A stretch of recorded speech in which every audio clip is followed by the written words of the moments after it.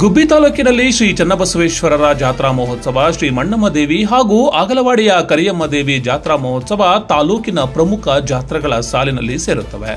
ಅದರಲ್ಲೂ ಆಗಲವಾಡಿಯ ಕರಿಯಮ್ಮ ಐತಿಹಾಸಿಕವಾದ ರಾಜ ಮನೆತನವನ್ನ ಹೊಂದಿದ್ದ ಗ್ರಾಮವಾಗಿದ್ದು, ಇಲ್ಲಿನ ಗ್ರಾಮದೇವತೆ ಶ್ರೀ ಕರಿಯಮ್ಮ ದೇವಿಗೆ ರಾಜ್ಯದ ಹಲವು ಭಾಗಗಳಲ್ಲಿ ಭಕ್ತಾದಿಗಳು ಇದ್ದಾರೆ.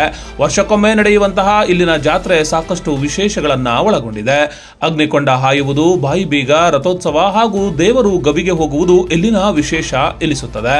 ಗ್ರಾಮೀಣ ಭಾಗದಲ್ಲಿ ಇಂದಿಗೂ ನಮ್ಮ ಸಂಪ್ರದಾಯವಾಗಿರುವ ಬಾಯಿ ಬೀಗ ಭಕ್ತರು ಅಂದುಕೊಂಡಿದ್ದು ಯಶಸ್ಸುಗೊಂಡಾಗ ತಾಯಿಯ ಹೆಸರಿನಲ್ಲಿ ಇಡೀ ದಿನ ಉಪವಾಸವಿದ್ದು ಶ್ರದ್ಧಾ ಭಕ್ತಿಯಿಂದ ಬಾಯಿಯ ಒಳಭಾಗದಲ್ಲಿ ಬೀಗ ಹಾಕಿಸಿಕೊಳ್ಳುವುದು ಪುರಾತನ ಕಾಲದಿಂದ ನಡೆದು ಬಂದಿದೆ. ನೂರಾರು ಮಹಿಳೆಯರು, ಪುರುಷರು ಸಹ ಈ ಬಾಯಿ ಬೀಗದಲ್ಲಿ ಭಾಗವಹಿಸುತ್ತಾರೆ. ಇನ್ನು ಸಿಡಿ ಹಾಗೂ ಉತ್ಸವ ಬಹಳ ವಿಶೇಷವಾಗಿ ಆಗಲವಾಡಿ ಭಾಗದಲ್ಲಿ ಕಂಡುಬರುತ್ತದೆ.